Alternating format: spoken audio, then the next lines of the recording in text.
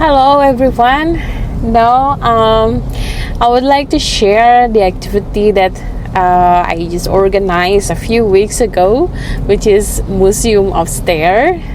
This is one activity that I'm really proud of from our students. So, Museum of STAIR is actually a closing activity of a course taught in IR UGM, which is the same title, Science, Technology and Art in International Relations. So I'm grateful that I coordinate this course this semester for around 13 weeks. And as the closing of this course, we organize this sort of like festival or like museums of creativity from the students who are joining this course.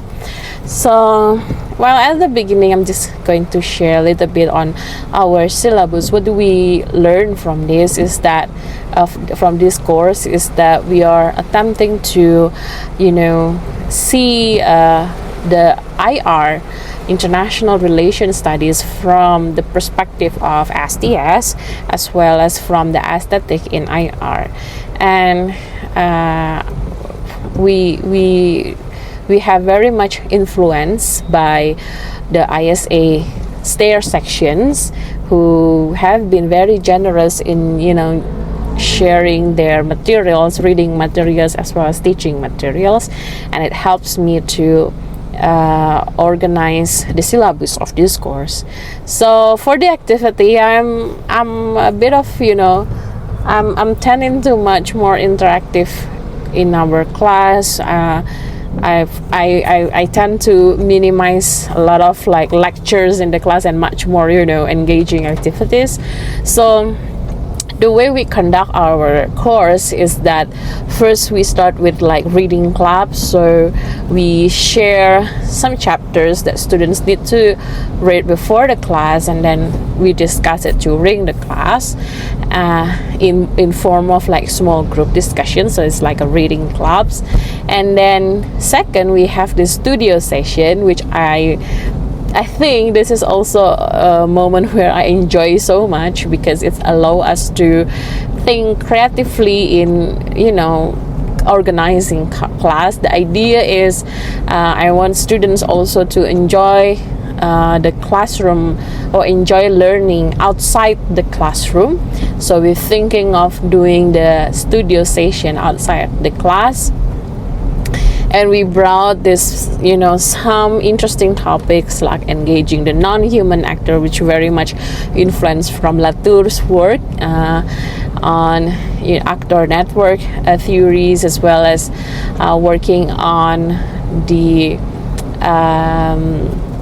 other studio session is on the emerging of science and technology, as well as the estrangement exercise. So we use that during our studio session. And on the last part of our syllabus is we are inviting students to create their own interpretations as well as their own activities in exhibiting the STAIR lens in understanding IR. And sorry, what's happened here? Why it's not moving? Okay, so from this Museum of STAIR, I'm very actually grateful with the creativity of the students. And also in this class, in this course, I was using the ungrading system, meaning that to be honest, sometimes I also feel that grading, or the act of grading, or the practice of grading, is a practice of power exercise as well, and then I don't really like that much that I have more power in evaluating some students. So in this course, I was also experimenting to do the ungrading system. How did I do that? So from the beginning of our course, I told students that, if you come here, or if you come to the course just for the grade, you don't have to be worried, because all of you already have A grade. So it means that you all passing this course. And whether you are coming to the course or not, that's really up to you, because it will not really determine the grade. But what I really want you to do in this course is that when you come, it means that you are willing to learn, you are willing to collaborate with others.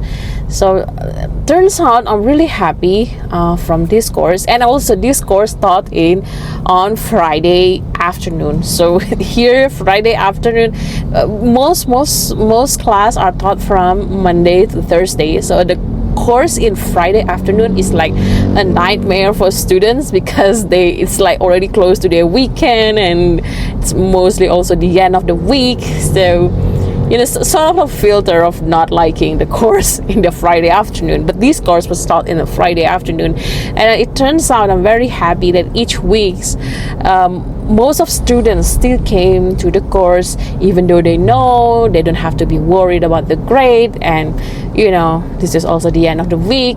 So it also shows how eager they are in learning and joining this course. And and also for the final exam, even though we use ungrading system, we still have some assignment and also some group project. And I told them, well, you do this assignment, that's okay. That means you also do this for yourself. I mean, you're doing this exercise not for getting a grade, but for yourself. So they still submitting their assignment, which I'm very much touched by that. And also during the final exam, so we have this essay that has to be submitted during the final exam.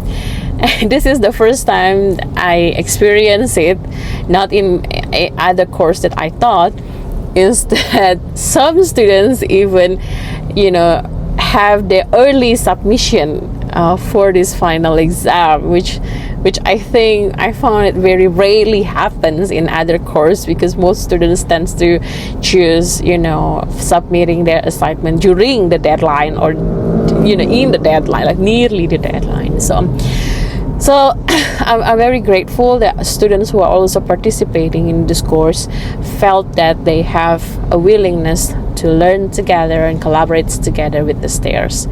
So if we look at the activity in the museum itself, it's very much diverse, from drama performance to musical performance to interactive booths. And also the drama itself, what I really appreciate from them is that, I mean, this is a very low budget performance. We have no budget at all, so we just use whatever we have, whatever resource we found. And I found that students also very much invest on the stories, the meaning of the stories that they want to convey. Like, for example, some drama discussing about death and how does it really affect the interpretations of people around us about the death itself. And I think in IR we discuss a lot about power, sovereignty, but we didn't really address much more in-depth topic like death itself, or like extinctions itself. What does it mean for us when we really think about the extinction or the death itself? And the other project that I also appreciate is the interactive booths. Some students organizing some booths that help us to reflect about the climate crisis, for example. So this 3D artifact portraying how people living this climate crisis are not actually experiencing the same sensual experience. We know that we are now living in the climate crisis, but some of us, even like me for example, we're still enjoying a lot of privilege, like having a car, having freedom for mobility by cars, and having enough foods and enough safety in our daily life. So this artifact actually allow us to rethink about the climate crisis that we live on that is actually unjust, unfair from one people to the others. So I think what I really appreciate from this Museum of STAIR is that this allow. Oh yeah, by the way, why do we have the name as Museum of STAIR? This is also because as one of our studio session, we went to a museum in our university, and we were like, asking or inviting students to rethink about the narrative that we usually found in the museum. Because usually in the museum we find there's a lot of like technological innovations in the museum, and the way we narrate and the way we describe about the technology are usually missing a lot of the social and political dilemma, a lot of the people stories in the museum. So that's why when I was thinking about what should I name this sort of like exhibition, we come up with this museum, because the idea is it is also showcasing the people stories of the STAIR students. So yeah, and I'm very grateful because this Museum of STAIR was also happened to be attended by one of representative from the ISA STAIR sections, and I really hope that it can be another a starting point for further collaborations with the ISA STAIR. So thank you so much for watching.